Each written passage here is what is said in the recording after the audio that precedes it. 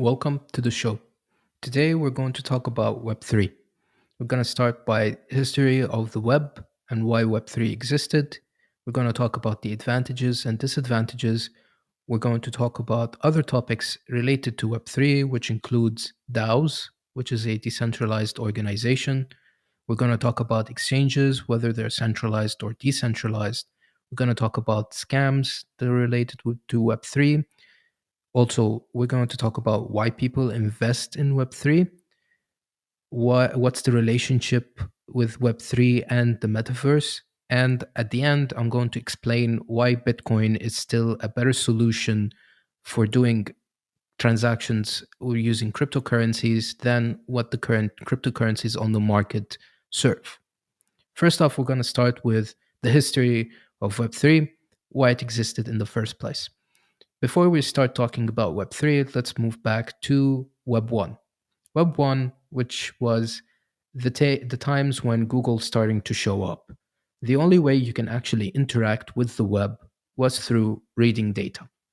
So you go on the internet, you search on Google that you want to search for something, it presents for you a website, it does the job.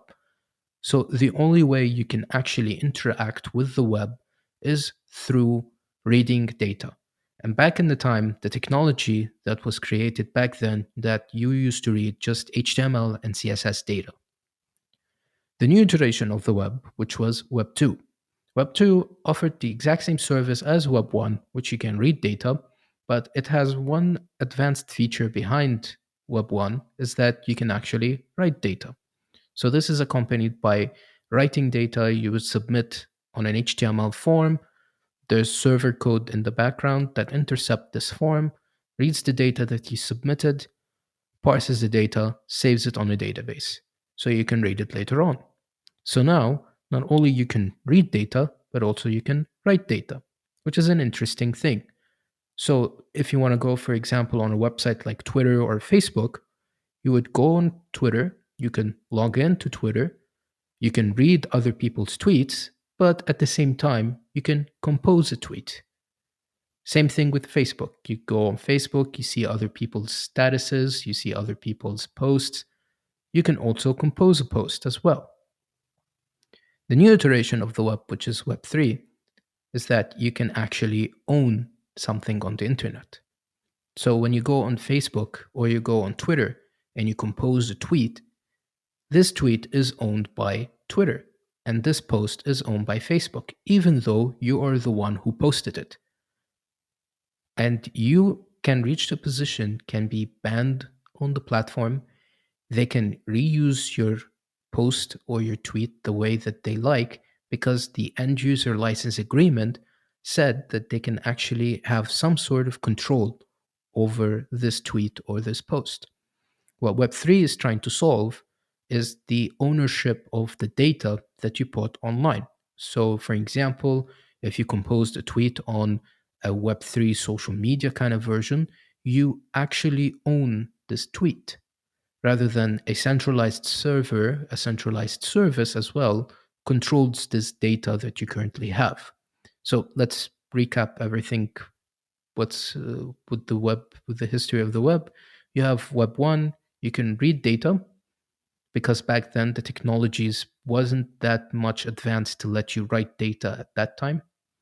You have Web 2, which was reading and writing data.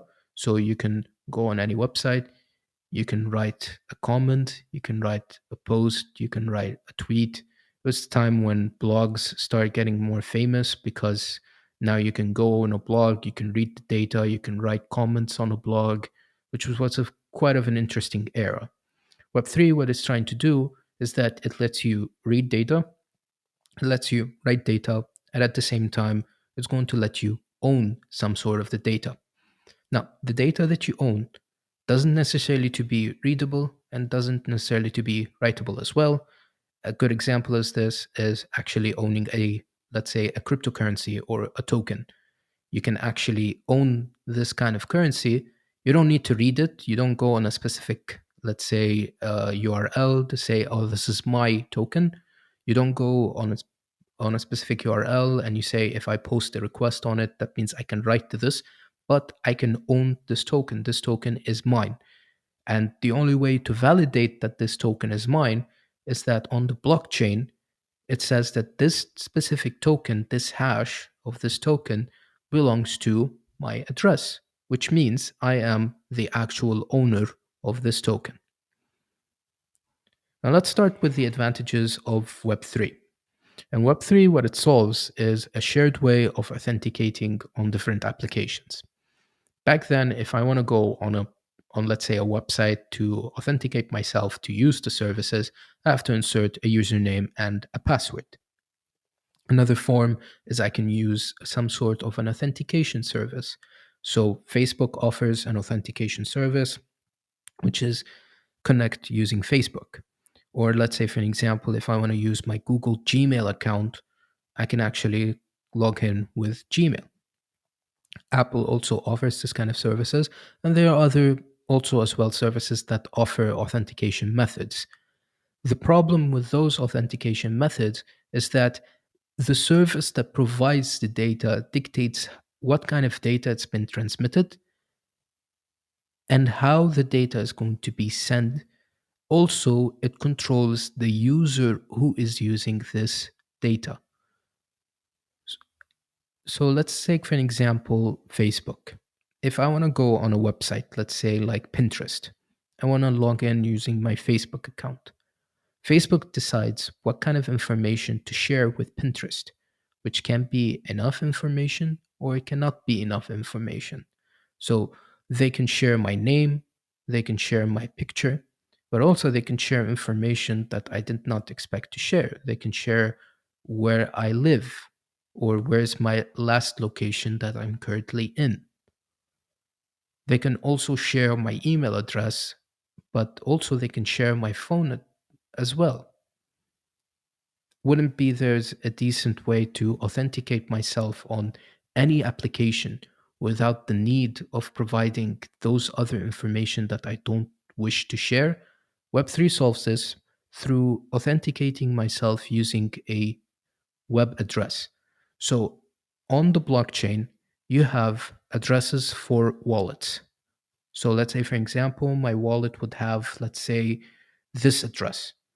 Instead of actually logging in using this address, I would have my wallet open on my computer. And when I want to go on a website, it says, you should have a wallet, connect to your wallet. I would press on connect to my wallet, I'm connected. It doesn't matter who I am, where I am, or where I am at the current moment. I don't need to share my phone. I don't need to share my email. I don't even need to share my name nor my picture.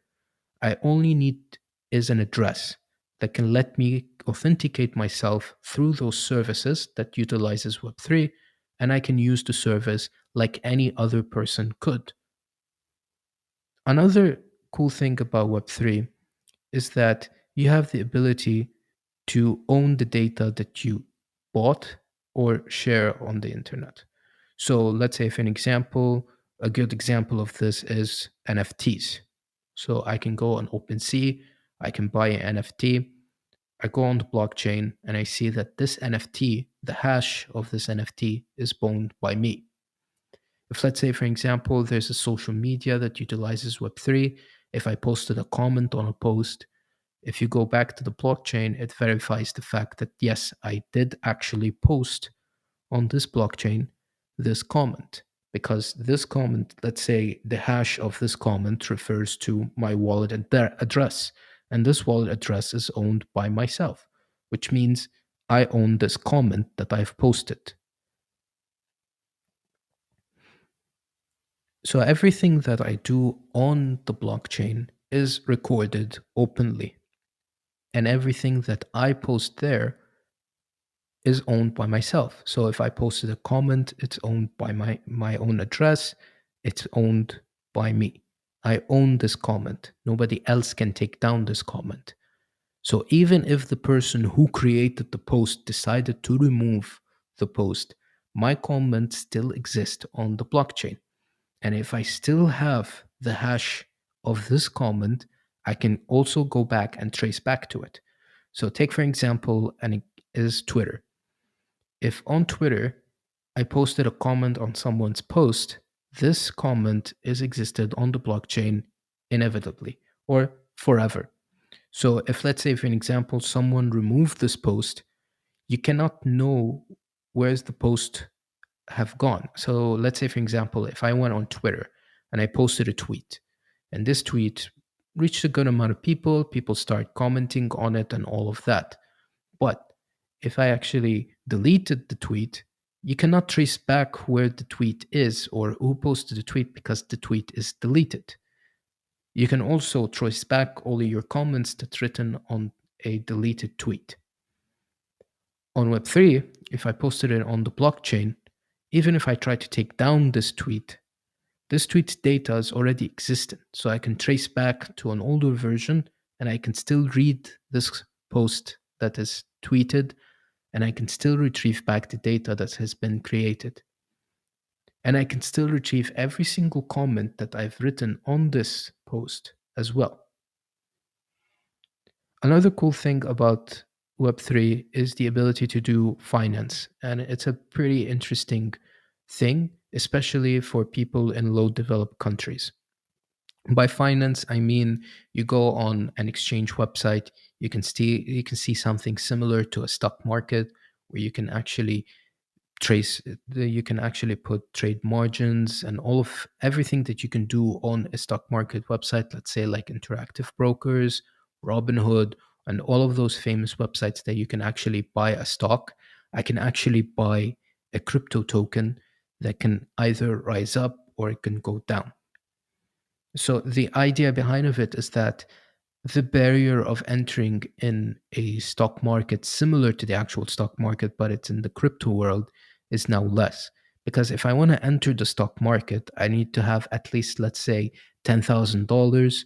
I need to also provide my information to that broker through a KYC form that I need to fill every single data that I might be qualified or disqualified based on the criteria that this provider, this stock broker provider enables me or not. So let's say, for example, I provided all the data for the KYC. This stock broker provider can say, okay, you're not qualified to enter there. On the crypto market kind of way, if I have a wallet address with a decent amount of money, I can actually enter in the market and I can do whatever a regular user would do without telling me you don't have the ability to buy any kind of those tokens. I can participate in the market even with $100. I can buy X amount of tokens for $100 and I can buy them and I can trade them. I can make gains or I can lose money from them. So if someone in a low developed country that owns less than, let's say, $1,000 per month, and they want to enter in a market where they know what they're doing, they bought set amount of tokens, they're making a gain out of it, they can actually benefit from this to actually enter in a new market where they can make gains out of it. So let's say, for example, you've paid $100, you can flip it and turn $1,000 from it. Similar to how day trading works, but on a crypto scale. Another cool thing about Web3 is that you can have the ability to start a project with minimum to low requirements. So if I want to start a crypto project, all I need to do is have a wallet with decent amount of money so I can move the transactions and pay gas fees, and I can actually just host the website and let everyone else can use the website easily. So instead of actually going to, let's say, for example, register the company, I need to register a company so I can actually have a payment gateway to let me accept payments on the website. Now I can actually accept payments or any kind of interactions without no authority related to me. So now I can, let's say, for example, if I want to sell t-shirts, instead of actually going to register a company, I have to fill out documents until they get accepted, and then I have to get those documents to submit them to a payment gateway, let's say like Stripe, so I can actually accept payments on the website, which takes around a process more than a month. and I have to pay taxes as well for every single transactions that I'm going to do. Now with Web3, I can now, let's say, for example, I want to sell product X, then all I need to do is provide a payment method with a smart contract so I can actually do the transaction.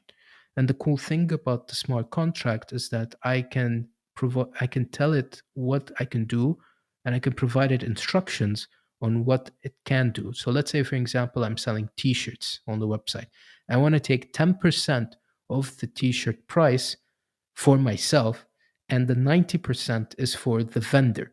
And if I have the vendor ID, then I can actually send it from the smart contract to that vendor, and I can send 10% to myself in the most easiest form possible through code. We've talked about the advantages of Web3, the kind of services that it provides, the ability to make transactions faster, the ability to authenticate myself in different websites in the easiest form possible and with the least amount of data shared also, and with the ability to own the data that I'm posting online or own a certain thing on the internet. Now we're going to talk about the disadvantages of Web3. And one of the biggest disadvantages of Web3 is that it is a wild west of fake projects. Since anyone can start a project on Web3, that doesn't neglect the fact that there's not going to be any fake products or fake services on the internet. The whole idea of filling, let's say, for example, a KYC at a payment gateway is that in case that you're trying to do illegal actions, they can legally sue you, or they can take you to legal entities and authorities. You provided information where the company is registered, where the company is headed in, and they can actually take you to court for those kind of illicit actions. With Web3, you can do those illicit actions on the internet, and no authority can stop this. Let's say, for example, this service.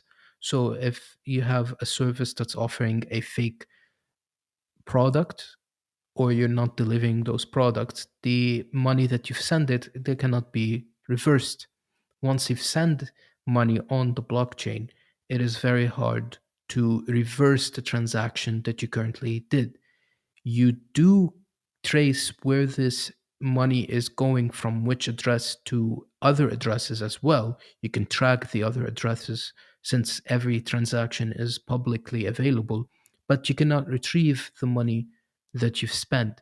So if there's a website that sells, let's say, t-shirts, you saw a very beautiful t-shirt that you want to buy, you paid the money and they didn't deliver it to you. This money that you've paid for is now gone forever. You cannot retrieve it. Whereas if you use a payment gateway and you saw that this service is a scam, you can actually contact the payment gateway, tell them, hey, this service is a scam. They scammed me with this amount of money. Here's the proof. They can actually revert the transaction that they did with you, and you can actually get your money back. So when you're using, let's say, a service, let's say like a payment gateway, you can revert transactions. On Web3, on any crypto blockchain, you can't revert transactions back. So, other than the fact that there's a huge amount of fake projects, also there's a huge amount of fake tokens originated from those. So, someone will come up and say, "Oh, buy this meme coin that I have that's going to go to the moon," or it's a slang for it's going to reach to a new all-time high of a price. Where you think, let's say, for example, this coin that I paid $1 is going to become $10 one day, so they start hyping up projects saying this is the new big thing. It's going to overtake a certain project. It's going to take Bitcoin at a certain level. It has utility, but it might not succeed in providing this kind of utility. So let's say, for example, a meme coin like Dogecoin was a meme, and now it's being used to buy even on Tesla's website to a point. A kind of meme coin that got overhyped is the Shiba Inu token or the Sheep token, where a lot of people start sending a huge amount of sheep tokens. They start to buy them, expecting them to go all time highs. It reached to an all time high. Some people sell, some people bought, and some people lost huge amount of money because of that token. And because of those tokens, another kind of tokens originated from this. So now you have a token based on a dog. So now you have a golden retriever token, you have a German shepherd token, and you have all other kind of tokens that originated from memes that people would gamble because it's fun. But the problem is that you're wasting money on those, and the people who are benefiting are the people who created the project. So if, let's say, for example, I created this meme coin and I've put a supply of 1 million tokens, and I overhyped it, let's say on the internet, saying, hey, this is going to become the next big thing, and people threw for every coin $1. Now I physically have $1 million in my hand. I can actually do what's known as a rug pull, where I can actually just take every single money from the project, go away with it, and nobody can trace back to me and say, hey, you stole our money. Because on Web3, as I said previously, you only need to provide an address. So people don't know who you are and they don't know where you're from and what my intentions are. The same way that I actually did a rug pull and I stole all that money, I can actually create a new project and you don't know that I'm the original creator of that old project. I can start a new project, give you a fake promise, make another $1 million, do a rug pull, and then I can run. So there's a huge amount of scams on the internet. They can originate into much more scams. And the problem is that even the first person who scammed at the first attempt, he can have the ability to scam another time because nobody can trace back who created this token. All you need to know is that this token is traced by this address. Luckily, if you trace the address and you do have the patience to trace back who's the user of this address, then you can find out who's the originator of those scams. But most of the time, those kind of people, they're not going to share their information online. So you're mostly stuck with the fact that you got rug pulled and you lost your money. Another problem with Web3 is that you cannot control the consequences of a certain application. Once you've written something, it's there forever. If you did something bad, it's written there forever. So if, let's say, for example, you composed a bad tweet that you expected it to say a certain thing and it didn't work out, now it is available on the blockchain indefinitely. You can't just take it down and say, okay, I took this down. You can't. It's there indefinitely. It's going to be available. Anyone can read it. And they have a proof that this thing exists. The problem with this inability to control certain applications stretches on a different scale, on a kind of example I'm going to provide that stretches on a different scale. If you have a social media account on Facebook, if you post something that is like illicit, let's say, for example, someone killing someone, it can be flagged by Facebook and it can be deleted. On the blockchain, if you posted that video, nobody can take it down. That means that the problem with the rise of illicit actions, illicit content can exist and it cannot indefinitely be removed. This is a huge problem. It can stretch to blackmailing certain people, posting stuff that are not allowed to be posted on the internet for moral reasons, whether it is something that has to do with pornography or whether it has to do with killing people. You got the idea that I'm trying to explain is that the content that you're posting plays a huge role. If you're starting to post illicit things on the blockchain, it's very hard to remove those posts. It's easy to remove them on social media accounts. You can just report this post. Facebook will respond to it, or Twitter will respond to it. They'll see, a person will come and see this kind of content. They will flag it as something that's illicit or not. Worst case, they can just remove the account. You can start an account again. You can do report this account and it removes the illicit posts. But on Web3, if I posted this illicit action, it's not easily been taken out. because it's on the blockchain. You can't just remove a certain item on the blockchain that easily. As long as I own the data, I own this post. You can't just come and remove this post because I'm the actual owner of this post. You can delist it in a certain way. The website can delist it in a certain way, but that also breaks the moral idea of a decentralized service.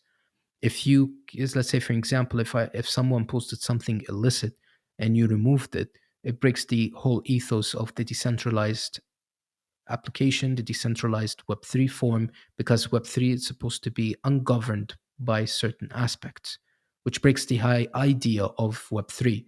So you're basically like Web 2.0, 2.5, where you have the ability of a decentralized actions, but still there's a centralized thing behind of it, which a lot of people will argue behind of this, saying that this is not fully Web3 applications and it can backfire in a certain way. What I'm just trying to say is that there are certain things that you cannot control on Web3. Once it's been created, you can't just easily remove them. Another thing we're going to now talk about are DAOs, or we're going to talk about DAOs, which are known as decentralized organizations. The whole idea of a decentralized organization, or the actual term is decentralized autonomous organization, is that it's a member owned community without any kind of leadership. So I can actually have an organization, people will pitch in and pay to have certain things to be done. So let's say, for an example, I have this DAO that donates money to charity. So anyone can pitch in and say, hey, I will donate, let's say, for example, this amount to this organization. And someone will pitch in and say, hey, I want to donate this money to this organization. They can pay money and they can see the transparent actions is that, oh, my money is going to an address. This address will be used to pay for the organization, which is a very transparent way that you can actually see the source code of the smart contract that's going to be executed for this DAO. So I can dictate the idea of how the organization will work. The good part about DAOs is that anyone who pitches in, who provides information, who provides payment good enough to sustain, to have a vote, can have and change the direction of the organization. So anyone who pitches in have the same privilege. So if I pitched in, I have the same privilege as the person who created this DAO, because now I have the authority to change in the organization. I have enough money and I have enough tokens to vote on certain things to occur. The problem with DAOs is that although they are decentralized and they are governed and controlled by the community that is created it is not 100% decentralized, because I can actually, the creator can dictate how things will work. So I, as the creator, can pass on the authority on the DAO and I can say certain actions to be created. You can vote on those actions, but I can still create and I can still vote on certain things dictated by the original creator.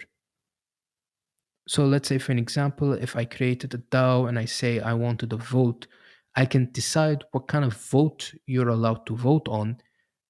And you also have the ability to vote on those things only.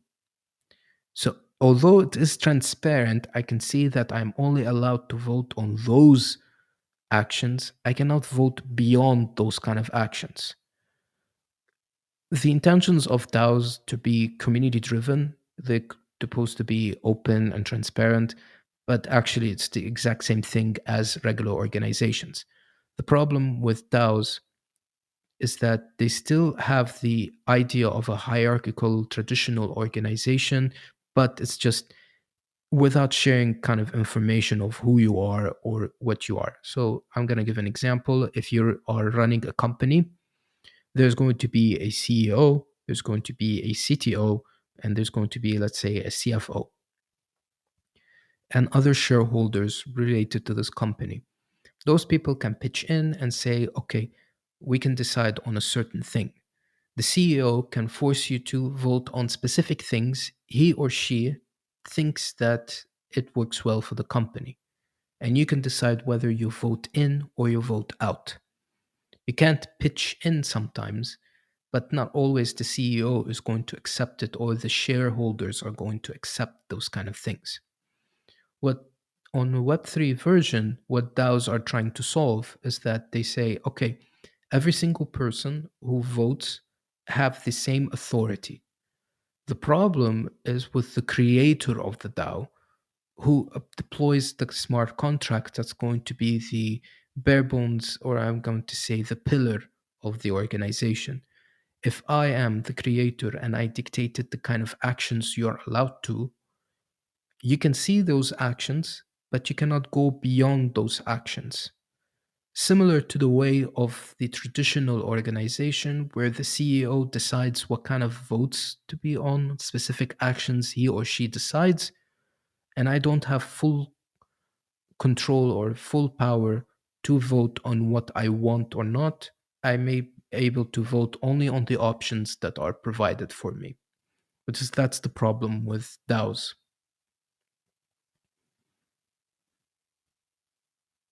Next, we're going to talk about exchanges. There are centralized exchanges and there are decentralized exchanges. Centralized exchanges, similar to, let's say, Binance, Coinbase, are controlled by a centralized entity. They have their own servers, they're hosted on a specific cloud provider, and they can say these kind of actions are allowed to be done and these actions are not allowed to be done. They are governed by the authority, so they can be forced to do certain actions based on the government. So let's say, for an example, Coinbase, even though it offers set amount of cryptocurrencies, it can ban you on the platform, and it can take your tokens and it can actually do certain actions on your account if you don't behave based on their end user license agreement. Same thing with Binance. I can go on the website, I can buy certain tokens, and if they saw that I violated a certain small act, they can actually take my tokens and they can confiscate them and kick me out of the platform. For decentralized exchanges, let's say I want to give an example like PancakeSwap, SushiSwap, is that they are completely decentralized and they can just let you permit to enter them only using your wallet address. So you go on the website, you log in using your address only, and you can trade tokens in a pool. You can make money out of them. You can trade a certain token for another token. So let's say, for example, you want to trade Ethereum for, let's say, um, Matic, or you want to get some Dogecoins, or you want to switch them to get Bitcoins, or whatever token you want to get. You can go, let's say, on PancakeSwap or SushiSwap or Uniswap, and I can say, hey, I have $100 worth of Ethereum. I want to get this token. And you can take those tokens and you can do whatever the hell you want with them since you own them on your wallet.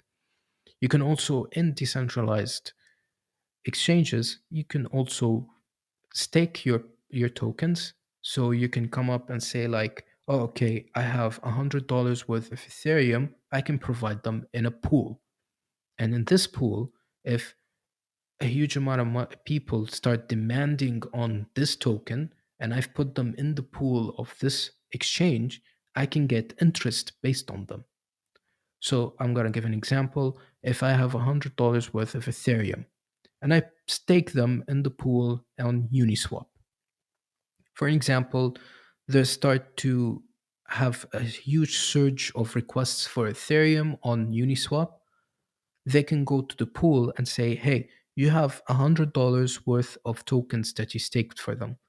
At the current time, we're going to give you a 10% on every single transaction happens on the money. So if you stake the 100, and if you want to get out of the pool, you can actually take $110. You can take them in an arbitrary token provided by Uniswap, let's say like X Ethereum, and you can trade it for another thing, or you can actually just keep them in the pool and then cash them out whenever you want to, or you can cash them out to, let's say, Uniswap's token, or you can just keep them in the pool. And if the rate got higher, you can earn more, or if the rate got lower, you would earn less. So the idea behind staking is that I have a set amount of money, there is demand, and I have this token. I can put it in a pool and I can get interest based on the token and how much demand that it can get. The only way I can cash out this demand is either by I get another arbitrary token. So let's say, for example, I staked Ethereum, I get X Ethereum as the exchanged version of Ethereum. Maybe this exchanged Ethereum can rise up and I can earn double. Or I can just get, let's say, for example, for my $100 worth of Ethereum, I would get 110 X Ethereum. And I can go and trade this X Ethereum with someone else, or I can trade it for another token on the same exchange, and I can make more money out of it. We've talked about the advantages of Web3, we've talked about the disadvantages of Web3. We're now going to talk about scams of Web3, or actually the issues with Web3 that are quite interesting to talk about. It also correlates with the idea of DAOs and exchanges as well. So we're going to dive deeper into this. The problem with Web3, as I said in the disadvantages section, is that it created the wild west of fake projects where there's anyone can come up and say, hey, I have this project, I have this coin, I have this NFT project, it's going to go to the moon, it offers X amount of utility. You invest in it, and all of a sudden, when the project reaches a good amount of money, the owner will just rug pull you and they steal the money. Not cool. We're going to highlight on certain projects, we're going to highlight on certain projects, we're going to highlight on certain services as well that do offer Web3 functionalities, but they didn't do it as expected. So we're going to dive deeper into this. One good example to think about is USDT or Tether. The reason why I want to highlight on Tether is that Tether is a stable coin. And as they're stated on their website, for every one Tether, it's backed by $1. Sounds good to be true. Problem is that there's a huge amount of Tether being thrown in the market, which raises the question how they're going to back them up if every single Tether is backed by $1.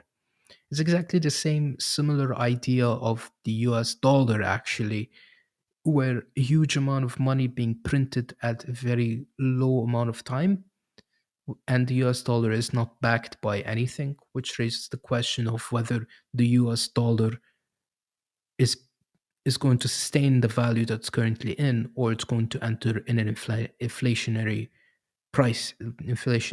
situation, which is currently what's going on right now. The US dollar in the US have entered in an inflation state of 7%. Usually inflation was going to be 2%. The problem with inflation is that your salary is not increasing accommodating the inflation, so you're paying that extra price for just holding the US dollar. So that Starbucks coffee is going to increase by time. That car that you used to buy is going to increase in price. So instead of actually buying something for $5, it can be $5.50. It can be $6. It can become $7.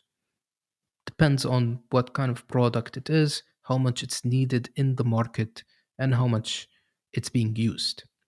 But the more you print US dollars, the more the US dollar is going to lose its value because there's a huge amount of US dollar being printed in the market, and the utilization of it should be accommodated to the demand and supply. The more you supply, the least amount of demand, the more it loses its value. Same the issue with USDT is that it's printing huge amount of its tokens, zero backing, and you don't know if this is going to enter in an inflationary state or not. A good example I want to provide is why you would use USDT. You would use USDT as a stable coin. It's pegged on $1. That means each token is valued as $1. Why it's a good thing? Because if, let's say, for example, you bought Bitcoin at a specific price and the price of Bitcoin got higher, you decided to sell out. Instead of just selling out on, let's say, an exchange and wait for the transaction to be parsed by the bank and they wire transfer you money, you can actually transform the money into USDT. It's much more faster. And if the price of Bitcoin dropped, you can actually buy the dip instantly. So it gives you the kind of utility of the ability to have US dollar virtually buy what you want. And when there's going to be ups and downs, you can actually buy them. So if, let's say, you bought Bitcoin when it's priced at 40K, and all of a sudden Bitcoin rised up to become 60K, and you realized, okay, I'm going to sell. Instead of selling, you actually transformed the value of Bitcoins to USDT. So now you have this X amount of money in USDT. And let's say Bitcoin dropped from 60K to 45K. You decided to buy the dip. So now you can transform this X amount of USDT that you currently have to Bitcoin. So now you made more money and it's going to increase much more than before because it's now compounded on what you currently have. So if, let's say, you threw $1,000 and you sold out at $1,200, when you put the same USDT in when Bitcoin drops, you now put $1,200, which means if it rised up, it can become $1,600 rather than just increasing to 1,300. Because the compounding interest now you currently have is that you didn't invest just $1,000, you invested $1,200. That means your supply have increased by $200, and it can be compounded much more the more you do this cycle. So now, with USDT, you can transform your money in a certain token, not just only Bitcoin, but I used it as an example because it's a widely used use case. The problem is how it's backed. If it's backed by every US dollar, who's backing it? Where's the backing is coming from? And will it reach to a position that will enter an inflation state? Which means that your USDT that you've put in, let's say, an exchange, might have an inflation price. So now this $1,200 of USDT can be cashed out as $1,000. So the money that you've gained from Bitcoin is now being eaten by the inflation of the other token just because of its widely presence. Raises some concerns for in the near future, but at the current state, as I'm recording this podcast, there's a huge amount of USDT being dumped in the market with zero backing. It raises the concern not at the current time, actually, but also in the future. Because if a coin has zero backing and it's increasing in volume, raises the question of whether it's going to maintain its price at this level or it's going to introduce an apply value similar to what DAI and USDC offer. So other stable coins like DAI and USDC offer a apply value, which is a price you pay to have stability. So on DAI, let's say for example, the current rate is around 5 to 7%. You lose 5 to 7% as a way to keep the token stable. You can keep the token as much as you want and you don't pay anything because it's stable. But when you want to cash out this token, you're going to pay the apply value. And this apply value means that you save this token on a huge amount of time as stable, but when you want to cash it out, there's a certain value that you need to pay, which means that it's not for free. The stability is not for free. You can keep it stable for as much as you want, but there's going to be this apply price, which makes kind of sense at a certain level that you're sacrificing stability for a price in the future. And you can decide what kind of price if the prices drop down based on supply and demand. Another thing I want to talk about are NFTs, NFT projects. I'm not going to talk about a specific NFT project, but I'm going to talk about it in a general format. A lot of people are getting into NFTs. The reason why they're getting into NFTs is because you can now sell a JPEG and you maintain full rights for this JPEG. The problem is the promise that this NFT delivers. So some people say that we're offering this NFT as a token to get certain utilities for certain services. Some people's utility is to say, hey, you buy this NFT, we promise that it's going to make huge amount of money, invest in it, and we guarantee for you that you're going to make much more money in the future due to its hype. Some people say, oh, we offer you this service. If you have the token, it permits you to enter in a specific place. It lets you buy certain things. It gives you discounts. It gives you free access on certain things. Depends on the project that you're offering. I'm not going to say, I'm not going to bash certain projects, but choose wisely. Some of them don't offer the utility that they intend to offer. Some of them are using the utility as a way to promote the project. People got into the project and then they rug pulled them. And some of them do offer utilities, but not as what people expected the utility to be out of this NFT. When you buy the NFT, you're not just only buying the I'm gonna say this, the rights of this JPEG, but some NFTs actually give you what's beyond the JPEG. You have the hash of this NFT. That means you are the owner of this hash, the owner of this NFT, you're owner of this hash as well on the blockchain, permits you to do certain actions based on this NFT provider. So they can have a website, they can let you permit in, they check if you have a certain hash, you have this hash, you can perform certain actions. This can move towards you can get certain tokens at a discount, you can enter in a DAO and you can pitch in based on this token that you currently have. It can also create some sort of hierarchy where you can say certain tokens, certain NFTs can have certain hierarchical events where they can vote on certain things. Some others can vote on other things.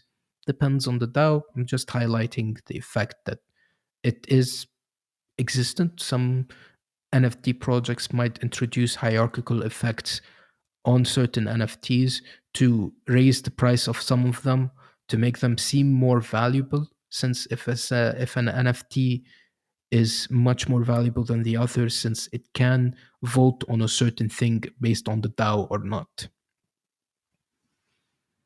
We're going to talk about a project that is heavily been discussed about, or actually not a project, actually it's a service that's been used, which is OpenSea. It is a big NFT marketplace, so you can buy and sell NFTs. There's certain issues behind this NFT provider that it faced an issue with one of their head of product where he was doing insider trading, and there was a recently in the news about their smart contract being hacked where certain NFTs, very expensive NFTs, were being resold again. Raises the question of whether this NFT marketplace is it doing it on a decentralized way or it's just using the blockchain as a way to validate data, and what they do is everything is centralized. Raises the question of what's currently going on. I'm just raising awareness about this, is that even the NFT marketplace is prone to attacks and it's prone to take your NFTs out of you. So you can reach the position that this NFT marketplace can get hacked and you can lose access to your NFTs. That doesn't guarantees that you actually own the NFT. So if one day if OpenSea got hacked and one hacker stole your NFT and they couldn't retrieve it, you've lost it. But the idea of the Web3 and the blockchain is that I own the data, it's in my hash. How they are able to do this raises the question of whether this whole NFT marketplace is centralized or not. How they're able to revert back certain NFTs back to clients also raises the question of whether it's actually centralized or it's decentralized as well. So if they're capable of retrieving an NFT back, and the whole ethos of Web3 is that nobody can govern or control you, that means it broke the idea behind Web3. And if they didn't return back the idea, they didn't return the NFT back to you, it also breaks the idea of the fact that how would you permit to do certain actions on things that I own? I'm supposed to be the one who can do the transaction, how you're able to do this transaction on behalf of me, even though I didn't want to do this. So those services may not be 100% decentralized. They can be centralized services utilizing the blockchain as a method of validating data. So they can validate data saying, hey, on the blockchain, you own this NFT. But this marketplace can get hacked and someone can transfer this NFT from one place to another, and they now own it and they can register on the NFT's marketplace smart contract to transfer the ownership from your account to their account on your behalf. It can happen. Now, it raises the question of why people invest in those projects. Why do people invest in certain NFTs or they participate and invest in certain tokens? Is it because they want to make X amount of money in a low amount of time, or is there something else? And I'm going to say that it's much more than just buying the token or buying this NFT that is promoted by a certain project. But also you get access to, let's say, Discord. You talk with like-minded people who are interested in that project as well. So the idea behind investing in those tokens or NFTs for those people is not just only they're investing in to make money, but they're also investing in a community where they feel connected, where they feel appreciated, where they feel they are understand and understood by those certain people as if they are from their own. Now, why this is a very concerning issue is because most of the people who buy those tokens expecting to make huge amount of money, they might be from poor economic backgrounds and they might be from very bad social backgrounds as well. So they might be introverted people who are not very social, or they might be interested in certain things that they cannot be reflected onto society. So they realize that if they invested in a project that represents them at some sort point, they would meet like-minded people where they feel connected with those people. They feel that they are near to those people. So when you buy this meme coin, it's not because you're buying it because you're expecting it to be funny, but rather you might meet people who are similar to you, so you feel connected at a certain way. And this connects back to the idea of the metaverse, why there's a relationship between Web3 and the metaverse. The whole idea of the metaverse is that I can be in a certain country and someone else can be in another country, and through this virtual world, we can meet. It is completely valid for Facebook to come up with this idea of the metaverse because the whole idea of Facebook is connecting people. And the next step of connecting people is through connecting them in a virtual world. The problem with this kind of thing is that you are sacrificing the life of an actual social life for a virtual one. So instead of actually using Facebook to go to certain events near you to meet actual people and become social, you're sacrificing this for the sake of putting a headset on your head, being in a virtual world, meeting with someone who you might never see in real life ever again. And those tokens that you're buying is your means to buy merch inside of that, let's say, world, the virtual world that you're currently in. So, in other words, if I want to just explain it, it's basically just people want to feel belong to a certain community. They feel that they are shunned by society, and they want to use this virtual world as an excuse, because in the metaverse you can create an infinite amount of worlds where you feel you can find the right one that fits you without bothering you. You're in the right world, you can sit there, you can sit in your own bubble where you do what you want. But that's not the real world. The problem with this is that you're putting an expectation of what the real world is, or based on a virtual world. You're not connecting with real people. Actually, there are real people on the background, but they might be bots as well. They're programmed to talk with you as if they are actual human beings. But I'm just going to neglect the whole idea of the bot at the current moment to just say you are connecting with real people, but you're connecting them virtually. You're not meeting with them in person, you're not interacting with them, and all of that. What you're doing is you're strapping on a VR headset and just talking with virtual people online. That they might be real, they might be not real. They might be some kind of people that they're posing to be somebody else. Who knows? You might be talking with a dog. We also don't know as well. Maybe a dog is wearing a headset and is playing around in a character. We really don't know. But I'm just trying to say is that you cannot sacrifice the real world for a virtual world just for the sake of being connected with people.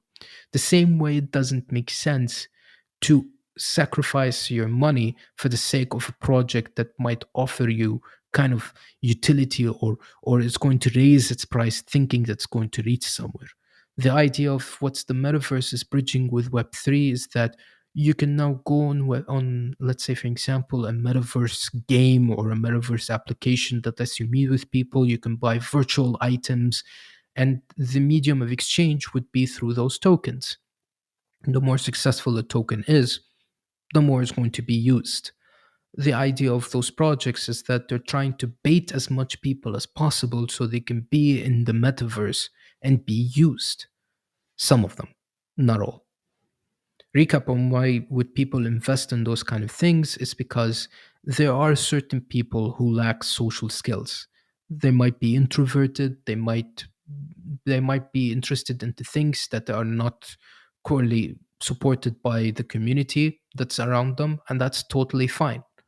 But what they're trying to do is they're trying to fill in the gap, the void of, let's say, for example, being depressed from the whole idea of unable to make friends. They're filling the void by strapping on a headset and living in a virtual world. And what the metaverse is trying to do is it's let you as a medium of exchange to use those tokens and NFT projects as a medium of exchange or entrance in certain parts in the metaverse. Okay, you're getting connected with people. That's totally cool. But that doesn't have to be your life completely. And that's the issue with it, is that you're switching your life from the real world to the virtual world. And because it's going to make you feel happy, you're getting what you wanted in your life in the metaverse, you're going to sacrifice your life in the real world for the metaverse because it fits your need. But that's not the real world. The real world is way much different. You can't rock climb in the metaverse. You can't go and see an actual lake in the metaverse. You can't go hiking or you can't go skydiving. You won't feel the same in the metaverse. But people are willing to sacrifice just for the sake of human interaction. And it's a virtual human interaction, it's not even a real interaction. Some people are getting shocked when they find out that the avatar on the metaverse is kind of interesting. When you see them in person, they look like shit. Is because the metaverse is creating this idea behind that, oh, you can be whoever you want to be. Then you can be a very beautiful person, but that doesn't mean it's you. It cannot be represent you. You can be whoever you want to be. So the idea behind why the metaverse is a very dangerous thing at the current moment is because it's sacrificing the current state of being in the real world for the virtual world.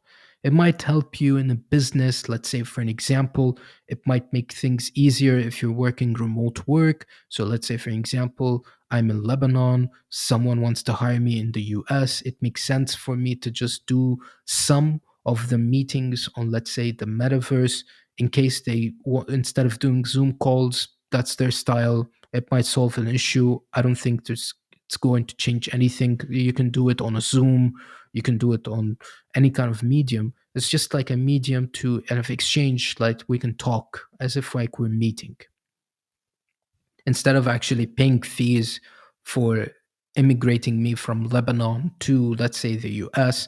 They have to pay fees, they have to pay for the visa, they might pay for accommodation.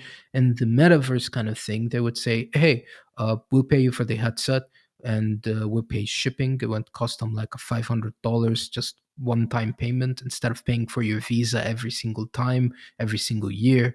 And they don't have to pay for accommodation because you're already living somewhere. They just pay you a salary and they just pay for the headset. They say, okay, you have meetings on 1, 2, 3. You just put on the headset, you do the meetings, and then that's it. It is a valid concern for some companies if they want to do this, but the disadvantage of this is that there's some people who are going to use this sort of communication as their main source of communication, which they're going to switch from the real world to the virtual world. It's similar to how people used to play World of Warcraft or League of Legends, where they used to sit hours grinding on the game and talking with people. They thinking themselves they're being social, but in reality they aren't social because these people are on the other side of the planet. You might have a chance meeting them one day, but that chance is very low, similar to the metaverse as well. I'm going to wrap everything up by saying why Bitcoin is still a better solution, because it proved its worth throughout, let's say, the 10 years of its existence. It's still by far the first cryptocurrency in the market. It's still valid at the current time. And it does one thing perfectly well, that it sends money from point A to point B. There's no kind of like switch mode where you can actually shift back the money. The only way you can hack the Bitcoin network is if you can overtake the Bitcoin network, and that's currently impossible to do. But on and other projects based on Web3 projects, if you can hack the smart contract, you control the money. Whereas in Bitcoin, you need to hack the network, and it's currently impossible. That's one. Two, fees when it comes to Bitcoin transferring one place to another. So if I want to send you $100, I might pay a couple of cents. And if I'm paying through the Lightning network, it's going to come instantly at a very low price. Versus if I want to send you, let's say, on Ethereum, I have to pay a huge amount of gas fees. And then other projects start promoting themselves. We are less than Ethereum. We are a level 2 kind of token that does what Ethereum does, but less. Brings the idea of shady projects that you don't know if they're going to work or not. So you might say, oh, okay, I'm going to try this uh, blockchain, and all of a sudden you lost your money. Whereas Bitcoin is still to the up to date till now the most reliable source of sending money from one place to another, and it's completely safe. You know it's not going to be a fake project. You don't know what the intentions behind it because Bitcoin is very straightforward, whereas the other project might be a fake project. You can send money from one place to another easily with the lowest amount of fees. Sure, it might not offer the ability to do some stuff like a smart contract. Let's say, for example, it sends X amount to this person and X amount to this person, or puts certain logic on on sending the money. If, let's say, for example, if you're doing a certain game, if let's say, for example, your level, if this much, you earn this amount of token, or you got what I mean. It doesn't offer the utility of what Web3 projects are doing with smart contract, but it does one thing absolutely right, which is sending one value from one place to another safely. You won't expect there's going to be a problem with the smart contract that you're doing, or all of that. And you have to write, let's say, for example, kind of code to interact with the Bitcoin network. If there's a problem with your code. There isn't a problem with Bitcoin itself. Compared to when you're using an NFT, not an NFT, if you're using a Web3 project, let's say, for example, if you're using Ethereum, if someone exploited your smart contract, then you're hacked. Or if you're trying to send value from one place to another, you're going to pay a huge amount of gas fees.